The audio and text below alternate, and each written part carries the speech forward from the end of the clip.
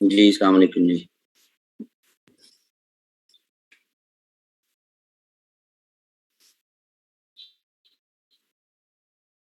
आपको याद होगा, आवाज़ तो आ रही होगी जी होपफुली सबको, कोई इश्यू तो नहीं होगा?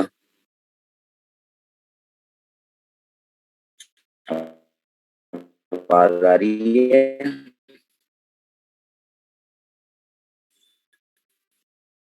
ओके, ठीक।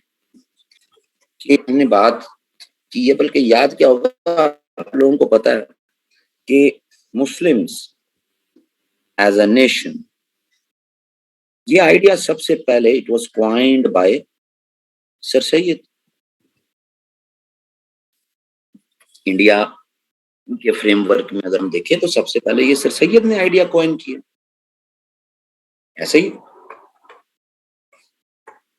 और जितनी भी पॉलिटिक्स है 1892 से लेके 1930 तक इस पॉलिटिक्स में बुनियादी मैं इस पॉलिटिक्स की बुनियाद ही यही है कि क्योंकि मुस्लिम्स एक सेपरेट नेशन है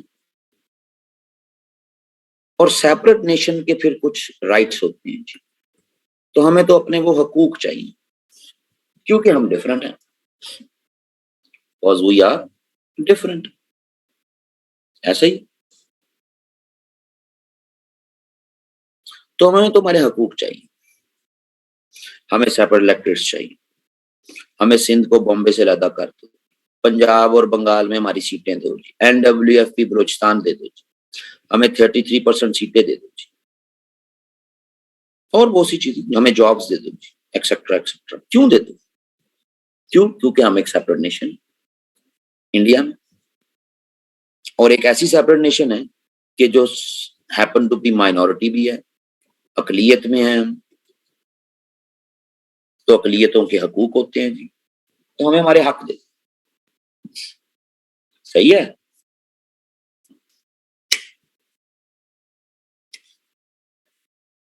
किसी किस्म की कभी भी किसी ने सेपरेशन की बात नहीं की।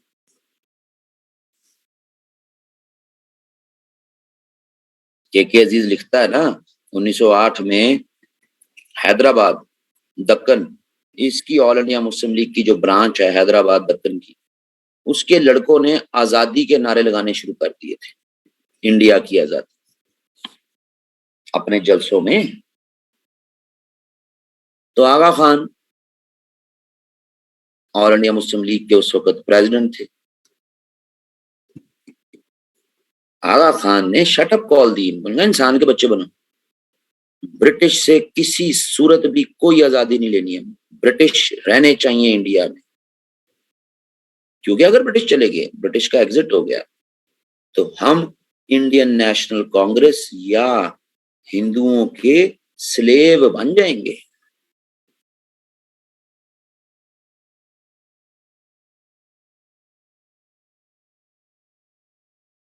कुछ नहीं मिलना हमें। 1930 में पहली दफा हमें इलाहाबाद एड्रेस में सेपरेशन का आइडिया बड़ी रॉ फॉर्म में ना जी, बहुत ही रॉ फॉर्म, हमें ये सेपरेशन का idea for the first time मिलता है जी।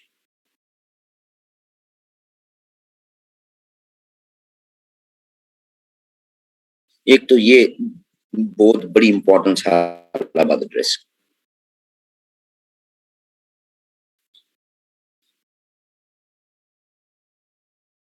सही है जी।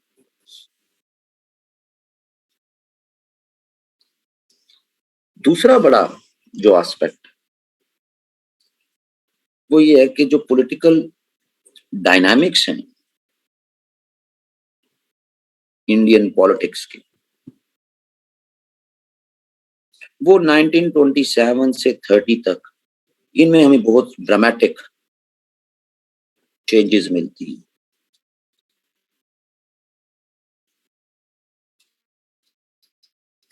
और इन चेंजेस का जो एंड हुआ वो ये हुआ कि 19 जी ने declaration of independence of India, ये नारा लगा दिया, बड़ा पॉपुलर नारा था। मार्च के महीने में ही सॉल्ट मार्च शुरू कर दिया, एक प्रोटेस्ट मूवमेंट है सॉल्ट मार्च। अंग्रेज नमक नहीं बनाने देते थे, नमक के ठेके अंग्रेज खुद देते थे, तो जी हमारा नमक है, हम खुद बनाएंगे।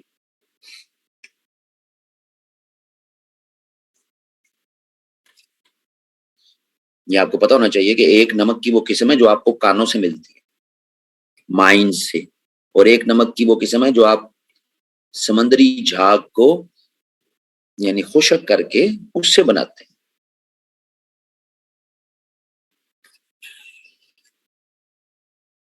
तो जनाब नमक के ठेके इंडिया में हमेशा हर दौर में बड़े मशहूर रहे हैं। मुगल भी जो है वो नमक के ठेके देते थे और उससे बड़ा पैसे कमाते थे। सो जनाब इस मूवमेंट ने बहुत ज्यादा लोगों को अट्रैक्ट करना शुरू कर दिया, बहुत ज्यादा। आजादी का नारा, फर्स्ट टाइम आजादी का नारा लगा इंडिया में, हिंदू मुस्लिम सिख सारे मिल गए भाई इसमें। और ये वो कंसर्न था कि अगर ये मूवमेंट कामयाब हो गई तो वही आगा खान वाली बात कि भाई हम इंडियन नेशनल कांग्रेस के अंडर हो जाएंगे, हमारा तो फिर मसला बड़ा मुस्लिम्स का खराब हो जाएगा। तो ऐसी ड्रामेटिक चेंजेस के कॉन्टेक्स्ट में मुस्लिम्स का पर्सपेक्टिव क्या होना चाहिए, मुस्लिम्स का लाइन ऑफ एक्शन क्या होना चाहिए, वो सामने आना बहुत जरूरी है। और वो दिया फिर इकबाल ने दिसंबर 1930 अलाहाबाद एड्रेस। तो दूसरा तो ये भी पर्सपेक्टिव, ये कॉन्टेक्स्ट भी हमें क्लियर होना चाहिए। तीसरा,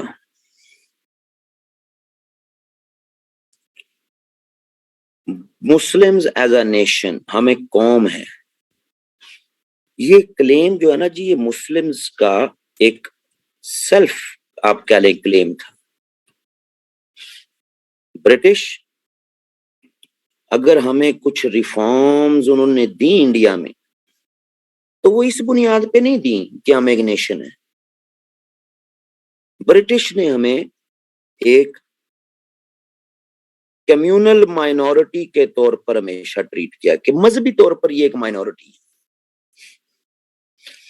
इंडियन नेशनल कांग्रेस भी, उनको हमारे साथ इशू यही था कि जी all India Muslim League communal politics करती है, एक मजहब, एक जो मजहबी गिरोह है उसकी सिर्फ सियासत करती है।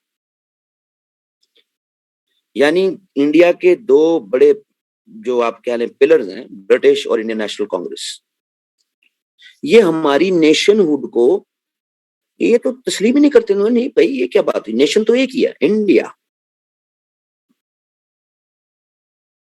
उसमें ये कम्युनल माइनॉरिटी है। तो ये हमारा सेल्फ क्लेम ही होता था एज अ नेशन। ये जो नेशनहुड है ना जी हमारी, इसको लेबल हमने कर दिया, इसको क्वाइन कर दिया हमने। हमने इस नेशनहुड को सर सैयद के टाइम से लेके 1930 तक कभी हमने इसको डिफाइन नहीं किया, कभी हमने इसको थ्योराइज नहीं किया कि how would you define yourself as a nation in India. वो जो इंटेलेक्चुअल फाउंडेशंस है, तो भाई डिफाइन करो ना अगर अपने आप को नेशन। क्योंकि हम मुसलमान हैं, हमारा खाना पीना सोना जागना डिफरेंट है, तो ये तो आप अपने हालात बता रहे इन रिएक्शन टू अदर्स यानी हिंदूज। तो अपने आप को डिफाइन तो हमने कभी भी नहीं किया। सो हमारी नेशनहुड को जो डेफिनेशन मिली है ना जी पहली, वो इकबाल ने दी है 1930 में अलाहाबाद एड्रेस। सो इकबाल का एड्रेस सिर्फ ये नहीं है कि मैं ये समझता हूं कि पंजाब, सिंध, NWFP और बलूचिस्तान, इनको मिला के अमेलगमेट करके इंडिपेंडेंट स्टेट बना दो। लो जी, ये बस हमें इकबाल याद है। ये तो बस एक लाइन है उसके एड्रेस की। इकबाल के एड्रेस में दो एस्पेक्ट्स बहुत इंपॉर्टेंट है। उसके एड्रेस के फीचर्स को अगर हम डिवाइड करें तो वो दो हिस्सों में तकसीम होंगे, एक थ्योरेटिकल फीचर्स और दूसरे पॉलिटिकल फीचर्स।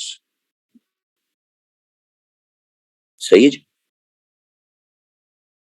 और इकबाल के एड्रेस के पॉलिटिकल फीचर्स ये अलाइंड हैं विद 14 पॉइंट्स। यानी 1930 का इकबाल और जिना, इनका पॉलिटिकल विजडम सेम पेज पे है। सही जी।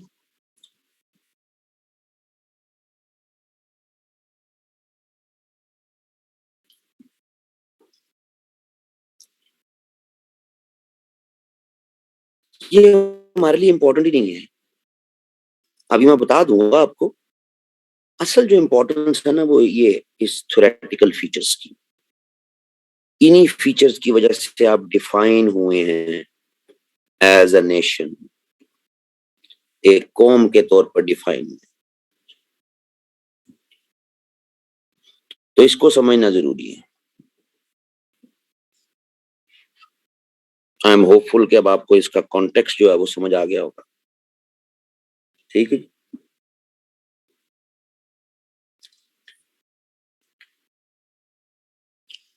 पहला जो कॉन्टेक्स्ट इकबाल बनाता है ना जी, वो बनाता है कि इंडियन इशू,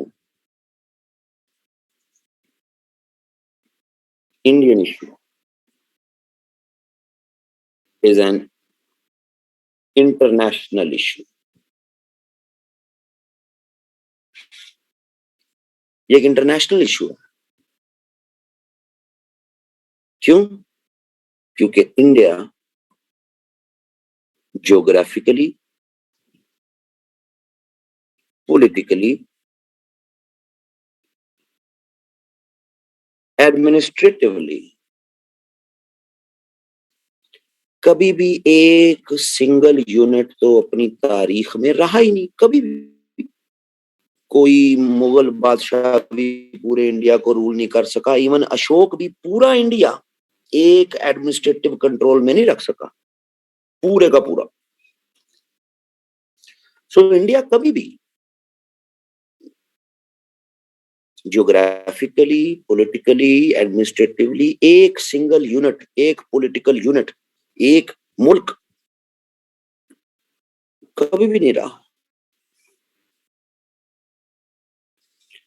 अगर बादशाह हिंदुस्तान होता था मुगल बादशाह, तो साउथ में गोलकंडा की रियासत अलहदा मौजूद थी, जिसको फतह करने फिर औरंगजेब आलमगीर भी गया। तो इंडिया कभी भी जनाब एक यूनिट तो था ही। इंडिया बेसिकली एक सब कॉन्टिनेंट का नाम है, ये एक बर्रे सगीर है, ये एक मुल्क नहीं है। और इस बर्रे सगीर में फिर different nations are living in this subcontinent. ये एक मुल्क है ही नहीं, कि ये एक इंटरनेशनल प्रॉब्लम, नेशनल प्रॉब्लम नहीं। इसमें बहुत सारी नेशन हैं और हर नेशन के अपने अपने प्रॉब्लम्स हैं, इश्यूज हैं। सही जी। कमाल कहता है कि अगर हम वेस्टर्न डेफिनेशन नेशन की इंडिया पे अप्लाई करें तो वो अप्लाई नहीं होती, क्योंकि western definition a nation is to territory, इस आइडिया पर खड़ी हुई। कौम वो है जिसके पास एक टेरिटरी, एक खिता हो, एक मुल्क का टुकड़ा हो, उसके पास ना जमीन हो। तो इंडिया एक टेरिटरी है ही नहीं। कि एक मुल्क हो, उसकी टेरिटरी हो ना। इंडिया तो सब कॉन्टिनेंट है। तो ये वेस्टर्न डेफिनेशन इंडिया पे अप्लाई होती ही नहीं जी, क्योंकि अगर इसको अप्लाई करोगे तो ऑल आर इंडियंस, जो कि ज्योग्राफिकली, पॉलिटिकली, कल्चरली, एडमिनिस्ट्रेटिवली कभी थे ही नहीं। ये तो सब कॉन्टिनेंट है। सही है जी। और दूसरी तरफ अगर मुस्लिम कंसेप्शन ऑफ नेशनहुड देखिए,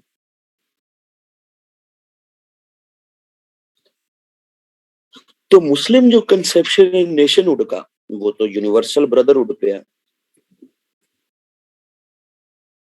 Muslims living in any part of the world, they belong to one ummah। एक उम्मत का हिस्सा है जी मुसलमान, दुनिया में जहां भी रह रही हैं। ऐसा ही है ना।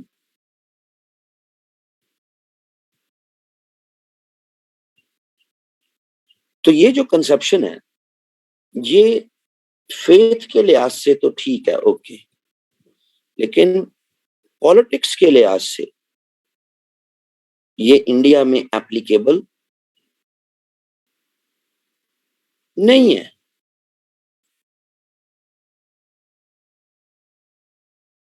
क्योंकि अगर आप ब्रिटिश को ये कहें कि क्योंकि दुनिया में रहने वाले तमाम मुसलमान एक कौम है और हम भी उस कौम का हिस्सा है, तो लिहाजा हमें एक्स वाई जी ये राइट्स दो, तो ये ब्रिटिश को ये बात समझ नहीं आ सकती ना जी। और इंडियन नेशनल कांग्रेस वो तो कह दे कि ठीक है, टिकट कटाओ और अपने मुसलमान भाइयों के पास चले जाओ। तो ये जो मुस्लिम कंसेप्शन है, ये इंडिया के पॉलिटिकल प्रॉब्लम्स को सॉल्व नहीं कर सकता जी। तो ना वेस्टर्न डेफिनेशन, ना इस्लामिक कॉन्सेप्ट ऑफ उम्मा। तो इसका मतलब ये हुआ कि मुस्लिम्स ऑफ इंडिया, इनको एक न्यू डेफिनेशन रिक्वायर्ड है। एक ऐसी डेफिनेशन कि जिसके जरिए मुस्लिम्स ऑफ इंडिया अपने आप को नेशन कह सके। So by arguing that Indian political scenario is an international problem, it poses an international problem, तो उससे वो इस जस्टिफिकेशन पे आ जाता है कि भाई मुस्लिम्स ऑफ इंडिया को एक new definition of nation required है, वो बनानी है हमने।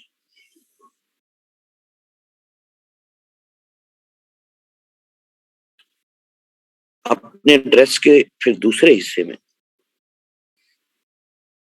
he raised a question, एक सवाल उठाता है इकबाल। सवाल ये है कि is it possible to accept Islam as an ethical code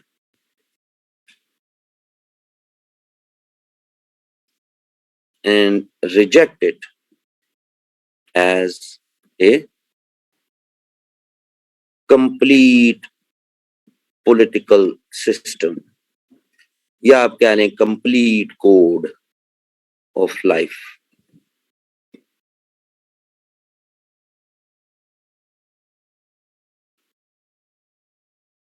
generic context में मतलब, is it possible to accept a religion merely as an ethical code or not? कि मजहब को क्या सिर्फ हम एक एथिकल कोड समझें, इबादत कर लें, अच्छे बुरे की तमीज, छोटों से शफकत, बड़ों से इज्जत से बोलना, यू नो, या ये कंप्लीट कोड होता है? क्या ये पॉसिबल है?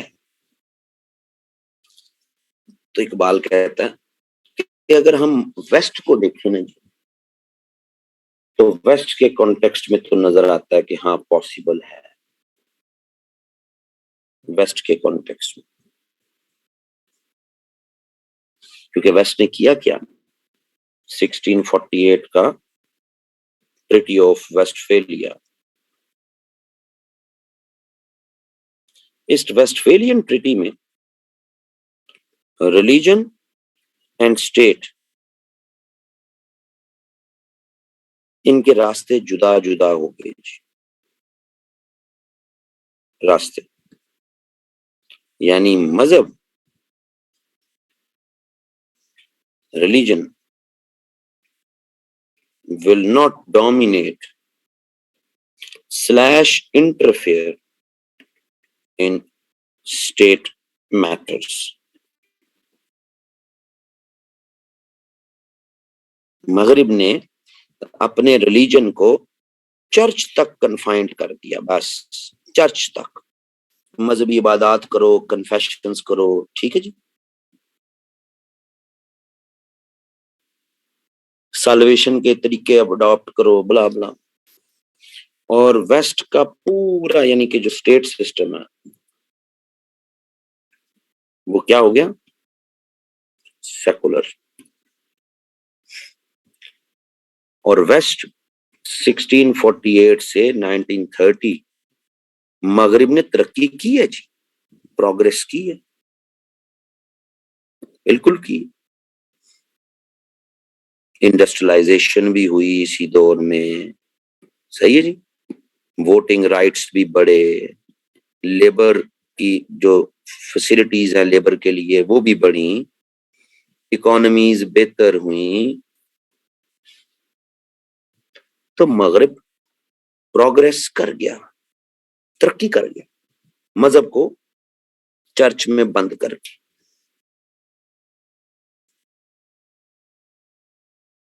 तो मतलब ये कि मजहब का अमल दखल नहीं होना चाहिए स्टेट के साथ, सियासत के साथ। बट इकबाल कहता है बड़ी गहरी बात, progress can never be a criterion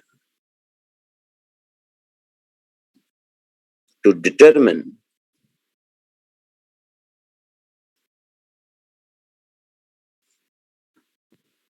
strength of a political system। कि अगर कोई पॉलिटिकल सिस्टम आपको तरक्की करवा देता है तो ये कोई क्राइटेरिया नहीं है उसकी स्ट्रेंथ को डिटरमिन करने का। सियासी निजाम कितना मजबूत है, कितना बेहतरीन है, ये कैसे अंदाजा लगाएंगे आप कि जी अगर उससे आपने तरक्की कर ली है तो तब। इकबाल कहता नहीं, ऐसा नहीं। Progress can not be a criteria. अब ये बड़ी गहरी बात है, क्योंकि इसी बुनियाद पर आगे फिर आपकी सारी कहानी चलनी। प्रोग्रेस कैसे हो सकती है जी? क्राइटेरिया जरा इकबाल के एड्रेस से हटके थोड़ा सा इसको सोच लें।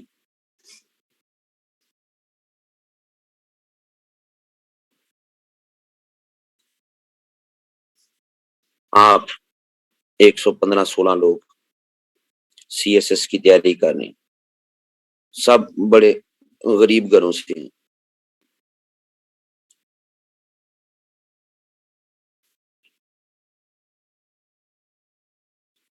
सीएसएस हो गया एक आधे का,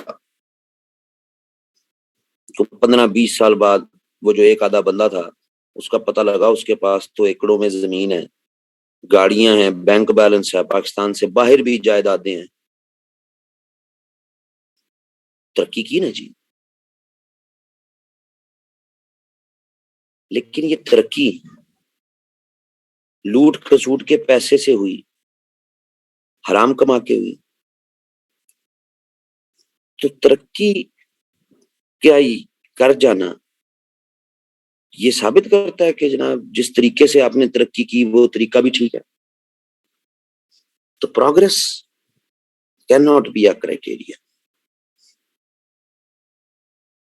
कि अगर आप प्रोग्रेस कर रहे हैं तो आप जिस भी तरीके से कर रहे हैं मतलब वो तरीका ठीक है। ये तो बड़ी इलॉजिकल बात हो जाएगी। अगर आप कोई गैर अखलाकी हरकतों में इंगेज हैं और तरक्की कर जाते हैं, अगर आप कोई इलीगल कामों में इंगेज हैं और जनाब बड़ा पैसा कमा लेते हैं, बड़ी तरक्की कर जाती है, आपका म्यारे जिंदगी बड़ा बेहतर हो जाता है, तो हम कहेंगे कि जी फिर क्या बात है, जिस तरीके से आपने तरक्की की है बड़ा बेहतरीन तरीका है। ये बात समझ आ रही है?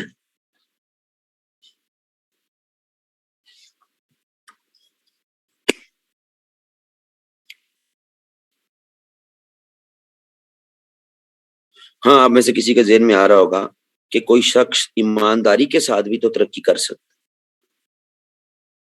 जी, बिल्कुल कर सकता है। लेकिन फिर ईमानदारी पर ज़्यादा फ़ोकस होगा ना जी। प्रोग्रेस पर तो फिर भी फ़ोकस नहीं होगा। क्योंकि अगर आप एक शख्स मेहनत करता है, हलाल कमाई कमाता है और उससे वो प्रोग्रेस कर जाए, तो तब भी आप इस प्रोग्रेस को क्राइटेरिया बना नहीं सकते, ये डिटरमिन करने के लिए कि जो उसने मेहनत की, जो उसने हलाल कमाई की वो ठीक है। प्रोग्रेस क्राइटेरिया नहीं हो सकता।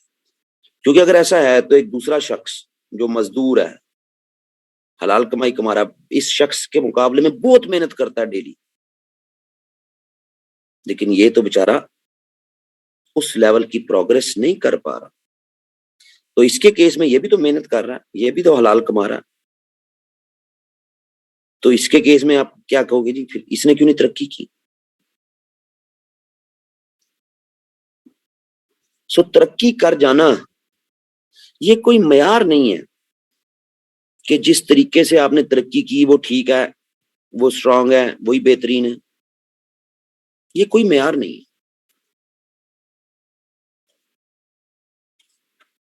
मयार क्या है फिर? जहां से असल इकबाल शुरू होता है। एक वो इकबाल है जो आपने 9वीं 10वीं की से या एम ही पढ़ के ना, ए ताहिरे लाहौती उस रिश्क से मौत अच्छी, तो शिकवा जवाब शिकवा, और है, और या 9वीं 10वीं से जो इकबाल पढ़ा हूं, एक जो असल इकबाल,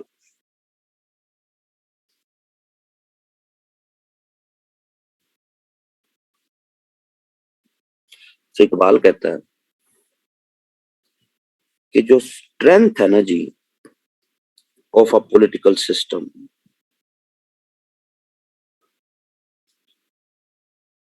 ये डिटरमिन होती है दो चीजों से जी।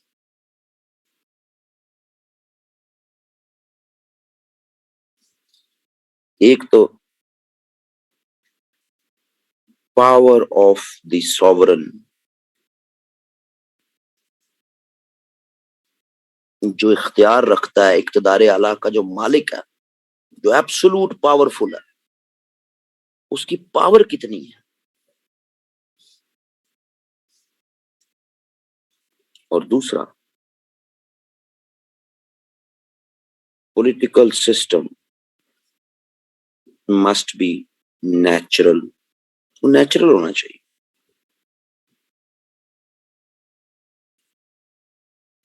ये दो मयार हैं, वो क्राइटेरिया हैं कि जिनकी बुनियाद पर आपको किसी पॉलिटिकल सिस्टम को एवेलुएट करना चाहिए, ना कि इस बात पे कि उसने तरक्की करवा दी।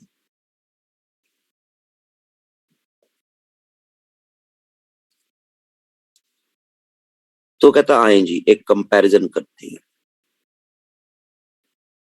Comparison between western political system and Islamic political system. आए जी इसका कंपैरिजन करते हैं, ठीक है।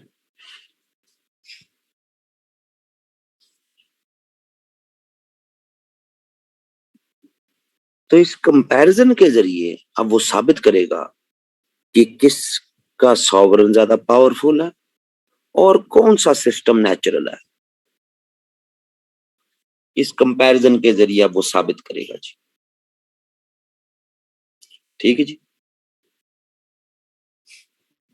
तो देखते हैं जी कि कैसे वो ये साबित करेगा।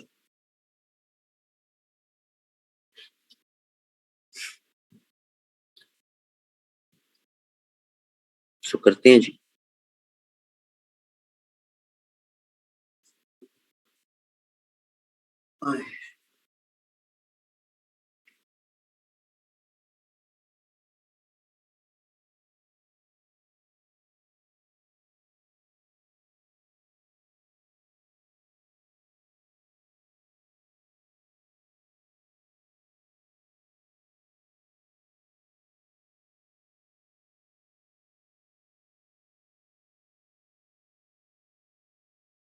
तक हाँ गिराई हो चुकी। तो वेस्ट में जो एक जनरल अंडरस्टैंडिंग है that sovereignty lies with people. ठीक है जी, ये पीपल के साथ जो है वो लाई करती है। इक्तदार आला का मालिक कौन है?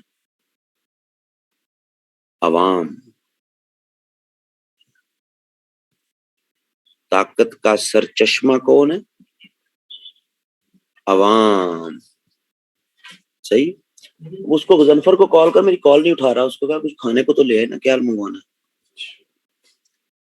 मेरी क्लास खत्म होनी है 7:30 के करीब, तो मैं फिर अगली क्लास है उससे पहले खाना तो खाऊंगा। सो ताकत का सरचश्मा कौन है? अवाम। वेस्ट में, मगरिब में।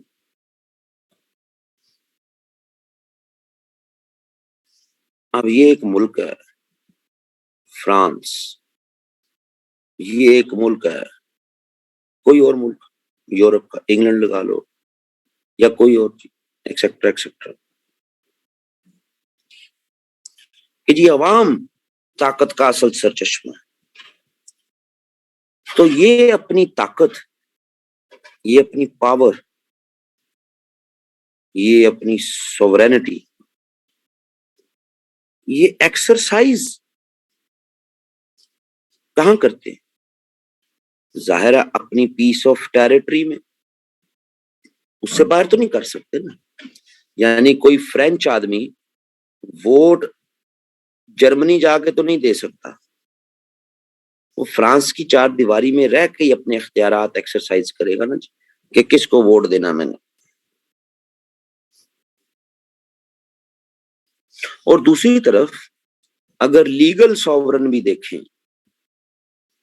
जो हुकूमत चला रहा है, अगर वो कहीं पे प्रेसिडेंट है, कहीं पे किंग है, तो ये जो लीगल सॉवरन है, ये भी तो अपने मुल्क की चार दीवारी के अंदर ही रहना ना इसने। ऐसा तो नहीं है कि फ्रांस का प्रेसिडेंट इंग्लैंड में जाके अपनी पावर एक्सरसाइज कर ले, या इंग्लैंड का किंग फ्रांस में कर ले, ऐसा तो नहीं हो सकता। सो वेस्ट का जो सॉवरन का आइडिया है, चाहे वो लोगों के साथ जोड़ लो या चाहे लीगल सॉवरन, दोनों सूरतों में उसकी जो सॉवरन पावर्स है वो लिमिटेड है टू अ स्पेसिफिक टेरिटरी, वो उसी में है, उससे बाहर नहीं। ये बात समझ आती है जी?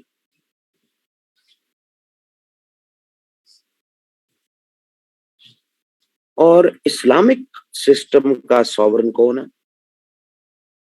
गॉड। और इस गॉड की सोवरेनिटी ये एक्सरसाइज कहां करता है? कहां करता है एक्सरसाइज?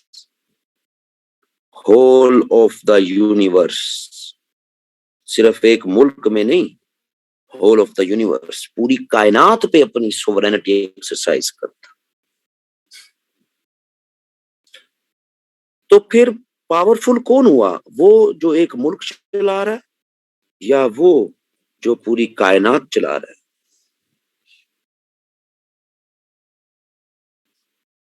ऑफ कोर्स वही जो पूरी कायनात चला रहा है। एक मुल्क चलाने वाला, उसकी पावर्स अगर हैं तो इस चार दीवारी के अंदर है। गॉड की पावर्स पूरी कायनात चला रहा है। समझ आती है जी? तो इस्लामिक पॉलिटिकल सिस्टम का सॉवरन पावरफुल है।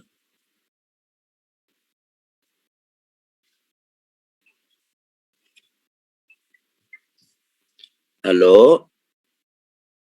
और यार मेरी क्लास 7:30 खत्म होएगी ते मनु को रोटी पा दो। बेगम मेरी नहीं है ते मनु किसी ने रोटी पानी है ना मनु। ते इत्थे हाँ तो पर रोटी कोई सोच ला, मनु की ले आके देनी है, चाय भी बना के देनी मनु आके ले यार। कुछ भी, मैं गरीब आदमी है बेसिकली, ऐतकी ते कोई फीसा फूसा भी नहीं आई है बच्चियां दी ते मैं गरीब आदमी है। हाँ वो असफन में खरा निकलिया बाइक ते, असफन ਨੂੰ कॉल कर ला पुछ ले, ਉਹਨੇ भी खानी होनी कोई बेहतर चीज ही ले आना। लेकिन चीज जेडी भी ले आनी है 7:30 बजे तक ले आना। मेरी अगली क्लास 8 सवा 8 बजे तक शुरू हो जानी है।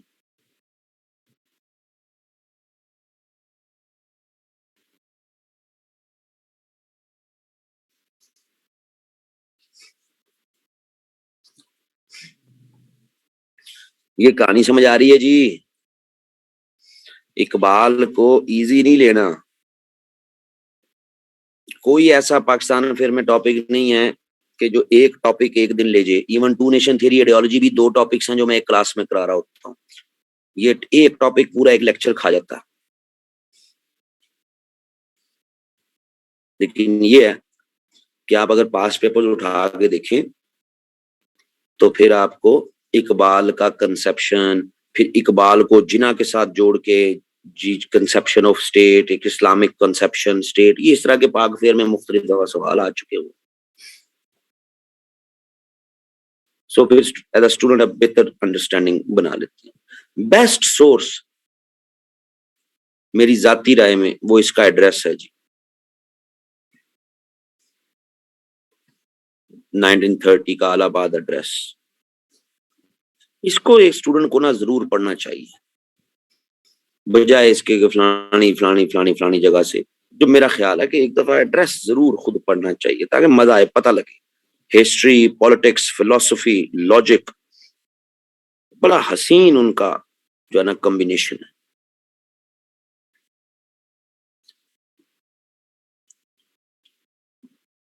तो जनाब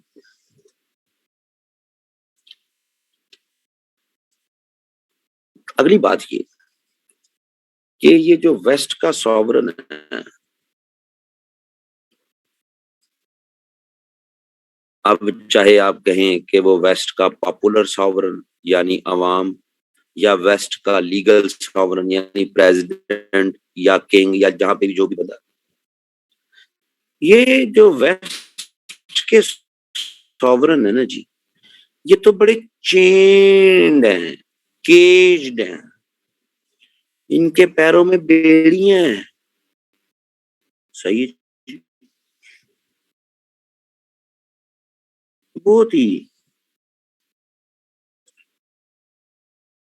जकड़े हुए हैं। पॉपुलर सॉवरन ताकत का सरचश्मा होता है, लेकिन अपने ही मुल्क के लॉज को इसको अबाइड बाय करना पड़ता है। अवाम है ताकत का सरचश्मा, पॉपुलर सॉवरन, लेकिन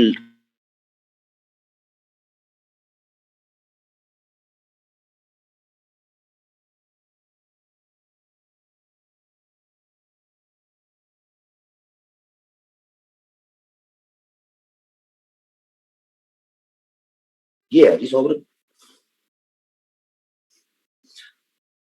बादशाह है अगर, तो उनकी भी तो अकाउंटेबिलिटीज हैं, उनके खिलाफ भी तो रेजिस्टेंस होती हैं, और मुख्तलिफ पॉलिटिकल फिलोसफर्स ने रेजिस्टेंस को जस्टिफाई भी किया हुआ कि उठा के फेंक दो अगर कोई डिलीवर नहीं करता तो।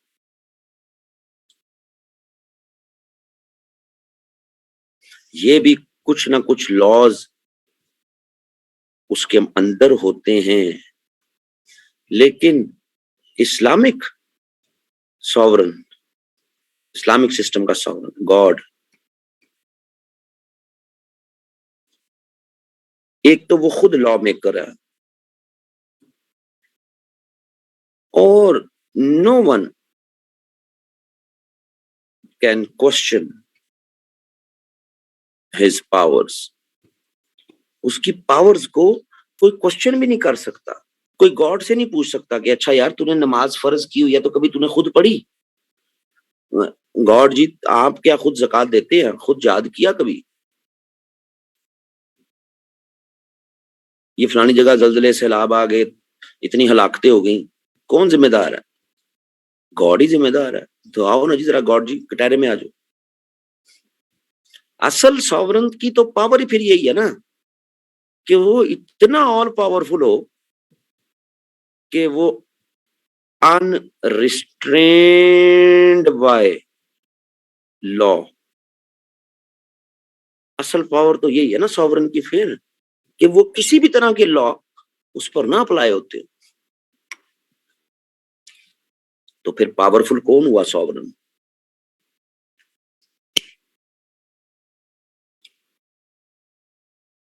ये तो पहले पॉइंट की एक्सप्लेनेशन, कंपैरिजन बना के।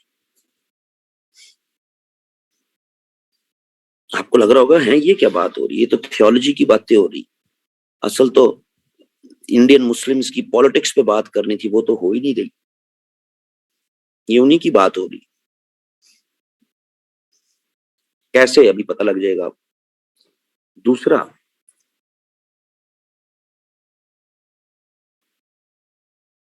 दूसरी बात ये कि पॉलिटिकल सिस्टम नेचुरल होना चाहिए।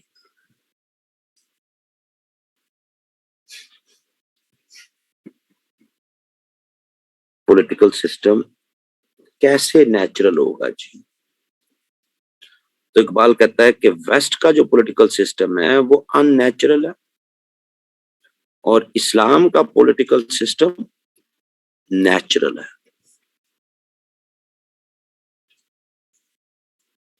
ये गैर फितरी है और ये फितरी।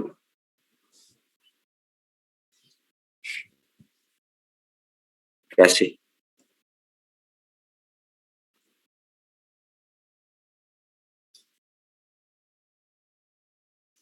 ऐसे कि इकबाल कहता है कि आप रूह और जिस्म, इनको अगर आपने अंडरस्टैंड करना है ना जी, तो आप इनको आइसोलेशन में नहीं अंडरस्टैंड कर सकते। ये आपस में इंटरट्विन्ड हैं। Spirit and matter. जिस्म को समझना है ना तो रूह के फलसफे को समझना पड़ेगा। रूह को समझना है तो जिस्म के बगैर रूह को नहीं समझ सकते आप। ये इंटरट्विन्ड है। सही है जी? क्लियर? ये इंटरट्विन्ड है, आपस में जुड़े हुए हैं, नथी है एक दूसरे के साथ।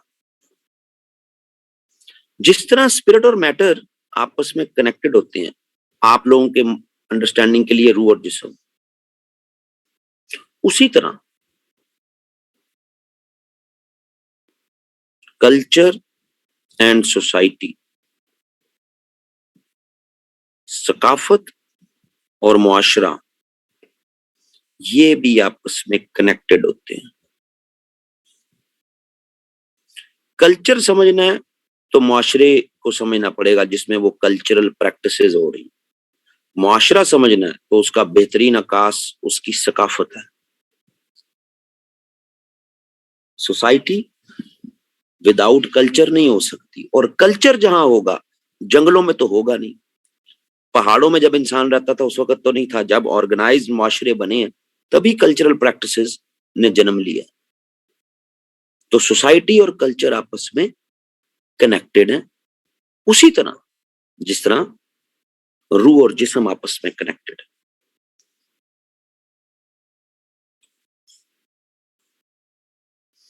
अगर कोई cultural practice, let us assume, वो इनह्यूमेन है,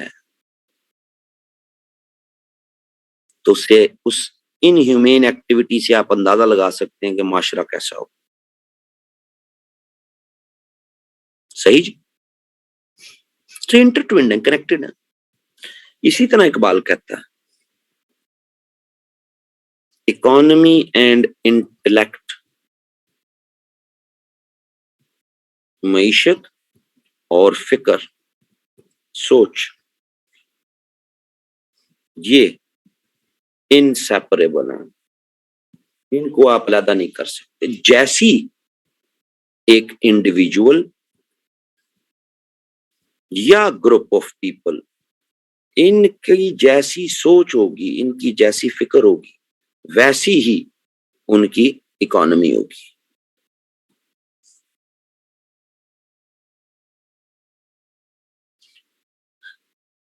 अगर किसी इंडिविजुअल या ग्रुप ऑफ पीपल में हसद, हवस के रुझानात ज्यादा हैं, तो उतनी ही ज्यादा वो एक्सप्लॉयटेशन करेंगे। समझ आ रही है जी? सो जिस तरह रूह और जिस्म इनसेपरेबल हैं, सोसाइटी एंड कल्चर इनसेपरेबल हैं, इकोनॉमी और इंटेलेक्ट इनसेपरेबल, इसी तरह इकबाल कहता है one can not segregate between religion and politics. आप मजहब और सियासत, इनको भी अलग अलग नहीं कर सकते। मगरिब ने यही किया 1648 में ट्रीटी ऑफ वेस्टफेलिया में, जहां मजहब को कन्फाइंड कर दिया चर्च में और पॉलिटिकल सिस्टम कर दिया सेकुलर। तो वो गैर फितरी है, नेचुरल नहीं। इस्लामिक पॉलिटिकल सिस्टम, गॉड अपने लॉज बना के अपने मैसेंजर को देता है, मैसेंजर के नीचे फिर आफ्टर मैसेंजर उसके रूलर्स, नाइब जिनको हम कैलिफ कहते हैं, और वो फिर गॉड की चीजें सोसाइटी पर अप्लाई करते। गॉड ने अपने मैसेंजर को दिया इस्लाम, मैसेंजर ने अपने रूलर्स को दी अपनी शरिया, और रूलर्स ने आगे उसको अप्लाई करना है। तो मुआशरा कैसा बना? इस्लामिक। जैसा मुआशरा वैसा उसका कल्चर, यानी कल्चर में फिर कोई गैर इस्लामी चीजें नहीं होंगी। मुआशरा इस्लामिक वैल्यूज पे हो खड़ा होगा तो कल्चर भी अन इस्लामिक नहीं होगा। मुआशरा इस्लामी तो मतलब उसका इंटेलेक्ट भी इस्लामिक, इंटेलेक्ट इस्लामिक तो मतलब उसकी इकोनॉमी भी Islamic. God being ruler, messenger being नाइब, रूलर बीइंग नाइब, ये पूरा पॉलिटिकल ऑर्डर वो भी चल रहा है सारा, जो डिराइव्ड है आउट ऑफ इस्लाम। मजहब और सियासत साथ साथ गॉड से लेके नीचे मुआशरे तक चीजें एग्जीक्यूट हो रही, करवाने वाले भी मौजूद, रूलिंग एलीट भी आ गई। सो इस पॉलिटिकल सिस्टम में रिलीजन प्लस पॉलिटिक्स एक same page, economy plus intellect एक page, society plus culture same page, यानी एक पूरा इस्लामिक सिस्टम वो राइज होता है। मगरिब ने जो निजाम राइज किया है उसमें मजहब और सियासत को अलहदा करके वो अननेचुरल हो गई। सो इस्लाम तो भाई कंप्लीट कोड है, मुकम्मल आपको एक कंप्लीट कोड हो गया ना, हर चीज कनेक्टेड होगी। इन दो बातों के बाद फिर इकबाल अपने थर्ड फीचर में चला जाता है जी, यानी ये आपका हो गया सेकंड फीचर ना जी। यहां से आगे ना, ये सेकंड है, ये पहला फर्स्ट है, यहां से second, sorry, raised a question. इससे पहले ये इंडिया इंटरनेशनल इशू पहला। अब आएगी तीसरी बात। तीसरी बात है जेनेसिस ऑफ अ नेशन, कौम बनती कैसे है।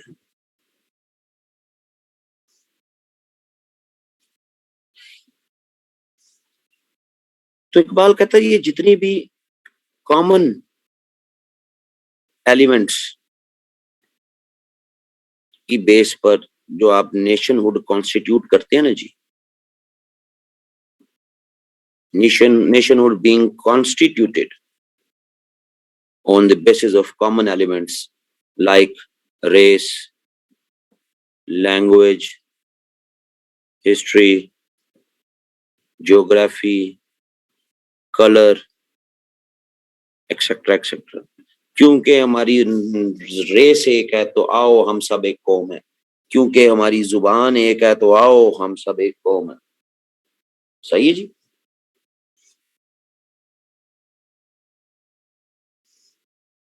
इकबाल कहता है ये जितनी भी कॉमन एलिमेंट्स पे बेस बना के आप कहते हैं ना हम एक कौम है, ये सब कंस्ट्रक्टेड रीजंस होती हैं, ये तो बनाई जाती हैं, ये तोजी पेश की जाती है, वजह पेश की जाती है, क्योंकि हम सब एक जुबान बोलते हैं तो हम एक कौम।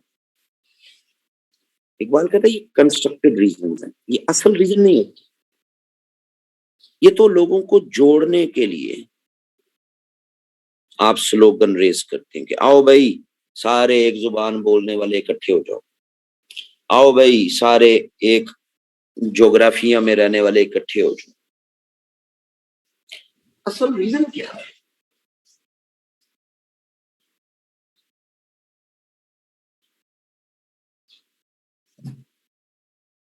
इकबाल कहता है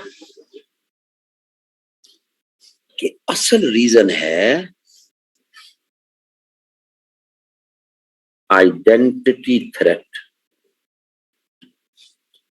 जब भी किसी ग्रुप ऑफ पीपल को उनका तशख्खुस मतलब उनकी शनाख्त खतरे में नजर आती है, तब वो एक नेशन बनते हैं, तब वो एक कौम बनती है। ये आइडेंटिटी क्या है। Identity is your way of life. शनाख्त क्या है आपकी, वे ऑफ लाइफ। ये वे ऑफ लाइफ पॉलिटिकल भी होती है, रिलीजियस भी होती है, सोशल भी होती है, कल्चरल भी होती है, इंटेलेक्चुअल भी होती है, इकोनॉमिक भी होती है। वे ऑफ लाइफ, जब आपकी ये तमाम वे ऑफ लाइफ या इनमें से कोई एक उसको खतरात लाहक होते हैं, वो थ्रेटन्ड होती है, तब आप ये क्लेम बनाते हैं कि आओ सारे रेस वाले इकट्ठे हो जाओ, सारे लैंग्वेज वाले इकट्ठे हो जाओ, सारे कलर वाले इकट्ठे हो जाओ, एक्सेट्रा एक्सेट्रा। तो असल रीजन एक नेशन के बनने की वो रियलाइजेशन है किसकी, आइडेंटिटी थ्रेट की, और फिर प्रोटेक्शन है किसकी, अपनी आइडेंटिटी की, अपनी शनाख्त की। बहुत बाद में हम देखते हैं कि जिन्होंने भी कहा था कि Muslims are a nation according to every definition of a nation, बहुत बाद में जिन्होंने भी यही कहा था।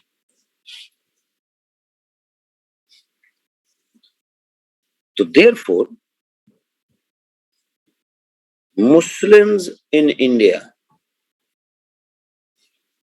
इनकी भी आइडेंटिटी थ्रेटन्ड है,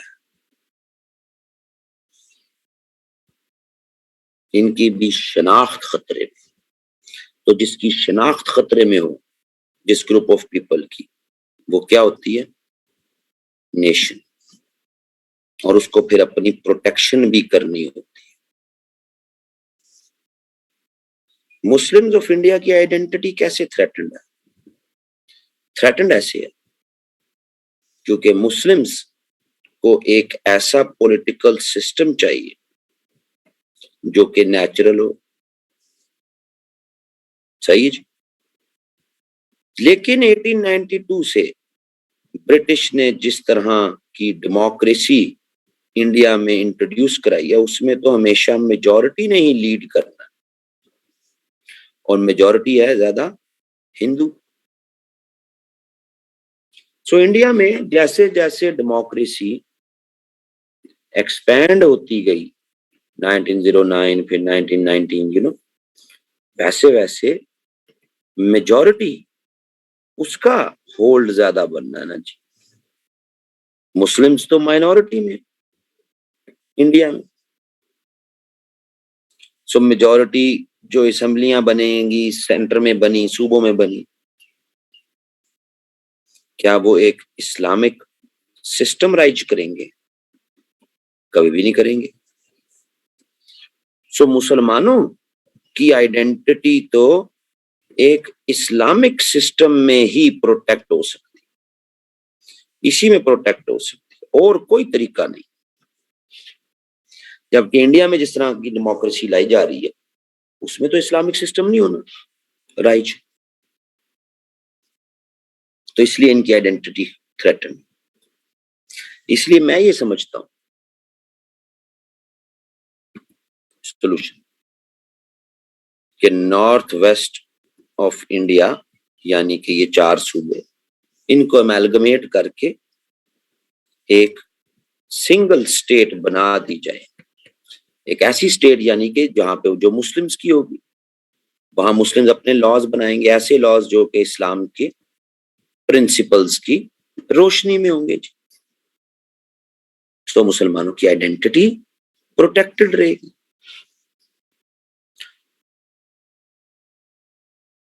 समझ आ रही जी बात की?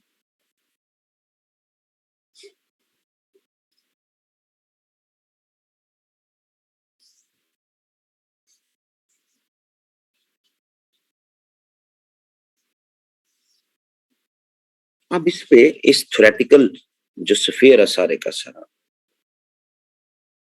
यानी इकबाल ने टेरिटरी प्लस जो मुस्लिम नेशनहुड का तस्वुर है, इनको मिक्स कर दिया, इनका ब्लेंड बना दिया, जिससे उसने मुस्लिम्स इन इंडिया को डिफाइन किया एज अ नेशन।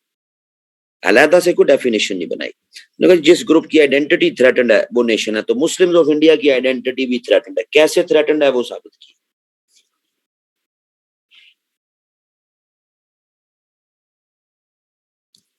लेकिन इस थ्योरेटिकल फीचर्स पर फिर क्रिटिसिज्म भी है।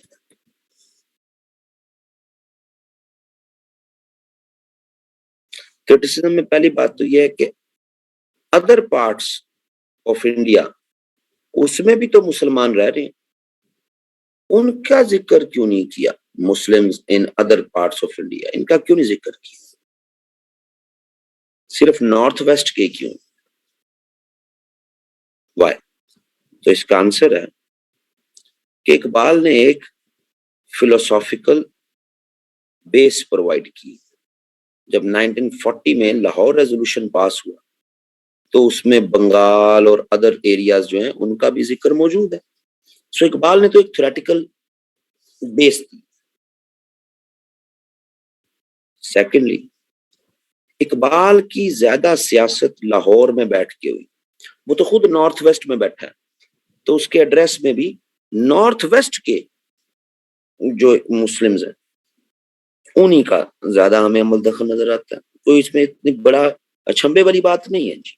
वो कोई पॉलिटिशियन, एक ऑल इंडिया लेवल के पॉलिटिशियन के तौर पे सोल्यूशन नहीं दे रहा, एक फिलोसॉफिकल बेस प्रोवाइड कर रहा। फिर एक और क्रिटिसिज्म इकबाल पे किया जाता है कि इकबाल इंडियन अल्स्टर बनाने की कोशिश कर रहा था। ठीक है जी।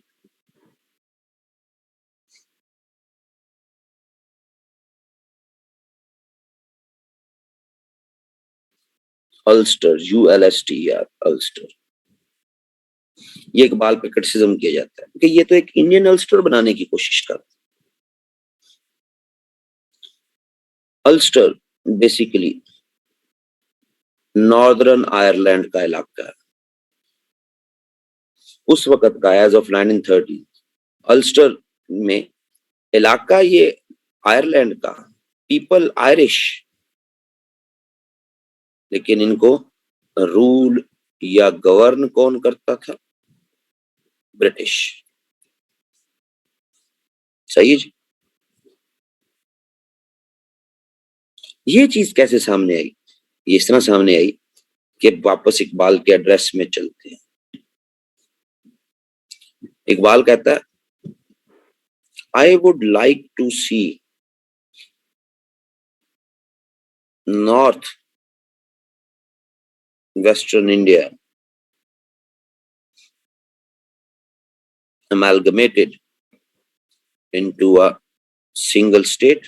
ओके, बाकी सब की डिटेल भी आ गई, पंजाब, फिर उसके बाद आपका Sindh, NWFP, Baluchistan, into a single state. आगे भी एक बात लिखी हुई है, विद इन इंडिया और विदाउट इंडिया। इसको अक्सर हमारे यहाँ नहीं समझा जाता। विद इन इंडिया मतलब कि अगर ब्रिटिश इंडिया में रहते हैं, आजादी की तहरीक 1940 की, गांधी की बड़ी पीक पे जा रही है, तो अगर ब्रिटिश इंडिया में रहते हैं तो बराए मेहरबानी हमें अलग इलाके दे दें। इंचार्ज हमारा ऊपर ब्रिटिश ही होगा, लेकिन अपने उन इलाकों में हम खुद मुख्तार होंगे, इस्लाम की रोशनी में हम चलते रहें। विदाउट इंडिया, अगर गांधी की तारीख कामयाब हो जाती है और ब्रिटिश एग्जिट कर देते हैं, छोड़ जाते हैं इंडिया, तो जाने से पहले हम मुस्लिम्स को सेपरेट एरियाज दे के जाने हैं। सो क्रिटिसिज्म करने वाले वो ये कहते हैं कि जनाब ब्रिटिश इंडिया में रहे, हमें इलाके ज्यादा मिल जाए, या ब्रिटिश एग्जिट कर दें, मुस्लिम्स को जो सेपरेट इलाके दें वो जनाब ब्रिटिश ही हम उनका हमारे ऊपर हम समझेंगे और हम उन इलाके अपने उन पे अपने मर्जी से रूल करें। ये इस पर क्रिटिसिज्म किया जाता है। लेकिन अगेन आंसर यही है कि इकबाल ने कोई ऑल इंडिया लेवल का सलूशन नहीं दिया। इकबाल ने तो एक इंटेलेक्चुअल बिड, जिसके कॉन्टेक्स्ट में ये सेपरेशन का आइडिया इंडियन पॉलिटिक्स में, इस पे कम से कम डिबेट तो होना शुरू हुई, बात तो होना शुरू हुई। अब जो आगे पॉलिटिकल पार्टीज ने तय करना है उसकी निटी ग्रिटीज को। सही जी। फिर एक बड़ा क्रिटिसिज्म जो ब्रिटिश की तरफ से आया कि इकबाल एक सेपरेटिस्ट टेंडेंसी उसको प्रमोट कर रहा है इन इंडिया।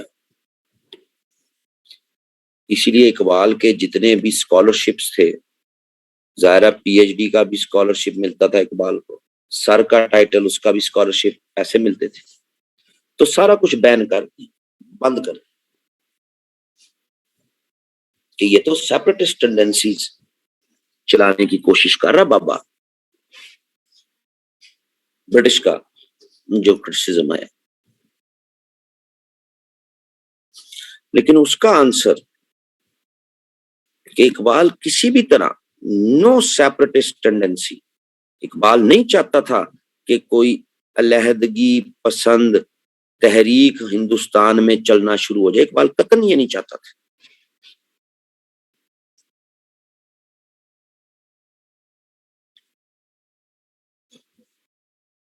उसकी वजह, इसकी जो एक्सप्लेनेशन है वो उसके पॉलिटिकल फीचर्स में है। इकबाल के एड्रेस के सिर्फ थ्योरेटिकल फीचर तो नहीं है, पॉलिटिकल फीचर भी है। तो पॉलिटिकल फीचर इकबाल के एड्रेस के हमें वाज़ेह तौर पे बताते हैं कि इकबाल किसी भी तरह कोई अलहदगी पसंद तरह की तहरीक में एक आइडिया दिया था उसने। हम आज कहते हैं ना इकबाल ने मुफक्कर पाकिस्तान, तो इकबाल ने तो पाकिस्तान का लफ्ज ही यूज नहीं किया। हाँ, उसने वो आइडिया दिया जिस आइडिया को आगे फिर ऑल इंडिया मुस्लिम लीग ने फर्दर एक्सपैंड किया। मसलन उसके पॉलिटिकल फीचर से आपको अंदाजा हो जाएगा कि इकबाल कोई अलहदगी पसंद तहरीक नहीं चाहता था। मसलन उसके पॉलिटिकल फीचर्स में इंडिया फेडरेशन होनी चाहिए, उस फेडरेशन में प्रोविंशियल ऑटोनॉमी होनी चाहिए सबके लिए एक जैसी सेम, उस फेडरेशन में 33% मुस्लिम्स के लिए सीट्स होनी चाहिए, उस फेडरेशन में एनडब्ल्यूएफपी और बलूचिस्तान में रिफॉर्म्स अलाउ होनी चाहिए, उस फेडरेशन में सिंध बॉम्बे से अलहदा होना चाहिए, उस फेडरेशन में पंजाब और बंगाल में पॉपुलेशन के हिसाब से सीट्स होनी चाहिए, उस फेडरेशन में मुस्लिम्स के लिए सेपरेट इलेक्टरेट्स होने चाहिए। ये 7 पॉइंट्स 1 2 3 4 5 6 7 ये 14 पॉइंट्स पे मौजूद है प्रेजेंस है इनकी। भाई अगर आपने आजादी ले लेनी, आजाद मुल्क, तो इंडिया फेडरेशन रहे या ना रहे आपको क्या मसला? इंडिया में प्रोविंशियल ऑटोनॉमी रहे ना रहे आपको क्या? आपने तो अपने इलाके अलग ले लेने हैं।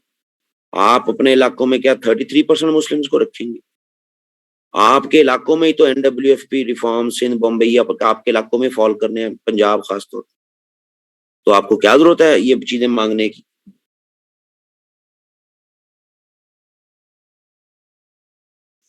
सो अगर ब्रिटिश छोड़ के गए तो तब, अगर वो इंडिया में रहते हैं तो मेहरबानी हमें हमारे इलाके बना दें। हमारे इलाके इसी तरह बनेंगे ना, सिंध अलहदा होगा, यहाँ रिफॉर्म्स होंगी, ये आबादी के लिहाज से सीटें होंगी, लेकिन होंगे हम एक यूनाइटेड इंडिया में जिसमें 33% सीट्स भी हमें मिले, प्रोविंशियल ऑटोनॉमी भी हो, फेडरेशन भी हो, सेपरेट इलेक्टरेट्स भी हो। सो ऐसा नहीं है कि इकबाल कोई सेपरेटिस्ट तहरीक चलाना शुरू हो गया था। ये पॉलिटिकल फीचर्स साबित करते हैं कि वो कोई सेपरेटिस्ट अलहदगी पसंद तहरीक चलाने के हक में नहीं था 1930 में जो उसने लिखा। लेकिन ऑफ कोर्स मुफक्कर पाकिस्तान है क्योंकि उसके आइडियाज को, गो के पाकिस्तान का वर्ड नहीं है लेकिन उसके आइडियाज को पे आगे ऑल इंडिया मुस्लिम लीग की पॉलिटिक्स चली।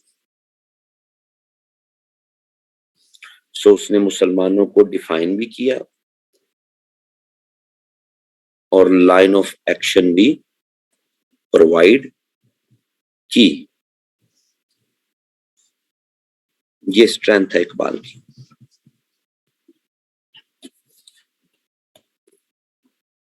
ठीक है जी, किसी भी तनाजुर में वो इससे related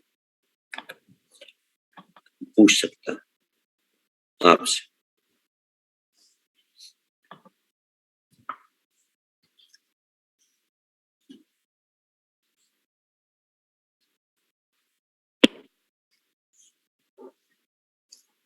federation form of government होती है बेटा।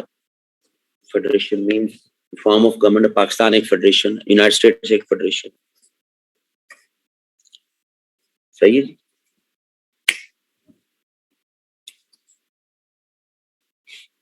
अच्छा जी, अनाउंसमेंट है नेक्स्ट वीक, गवर्नमेंट ने भी अब कह दिया हुआ, तो नेक्स्ट वीक का जो फ्राइडे सैटरडे संडे है ये जनाब ऑफ है, ईद। अब आपकी जो अगली मेरे साथ क्लासेस होंगी वो होंगी 15th को जी, 15 जुलाई, ये सेम टाइम में होगी, ये ध्यान में रखिएगा जी।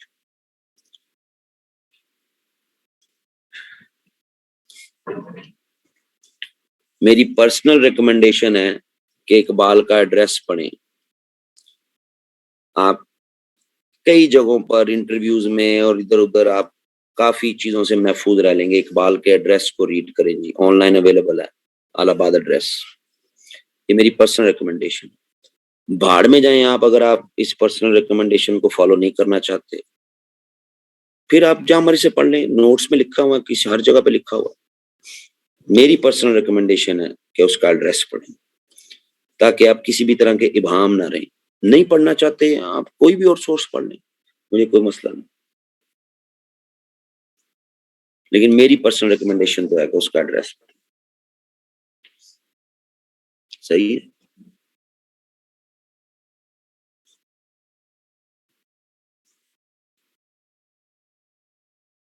अहमद अली साहब, ये आपका ख्याल है, जो इकबाल का ख्याल था मैंने वो बता दिया। और इकबाल के ख्याल को क्रिटिक करना, फ्लाइट लेके जब आप अमेरिका जाएं तो तब कर लीजिएगा, यहाँ आपने सीएसएस का पेपर देना है, उसमें इकबाल की तारीफें करनी है। अगर आप उसको नहीं करना चाहते तो ना सही।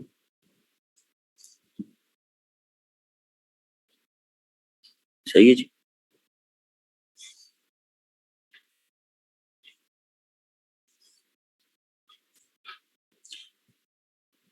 22 जुलाई से आप लोगों का पोर्शन शुरू हो जाएगा पोस्ट पार्टीशन का। वो इजी है, कोई इतना बड़ा इशू नहीं है। 27 जुलाई से ही मैं पाक अफेयर का अपना न्यू सेशन मैंने अनाउंस किया। वो सेम टाइम में आप लोगों के साथ ही नए स्टूडेंट्स आ जाएंगे।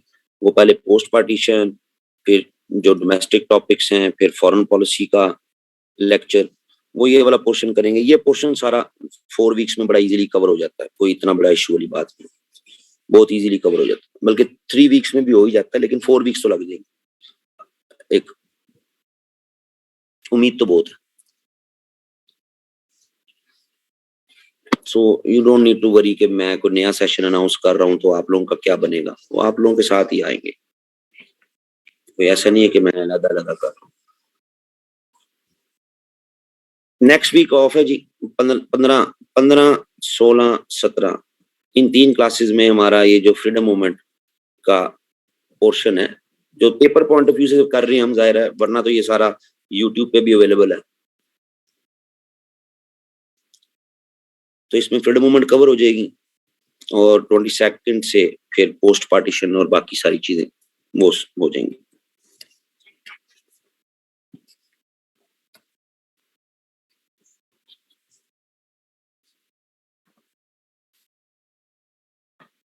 ओके जी, टेक केयर, अल्लाह हाफिज।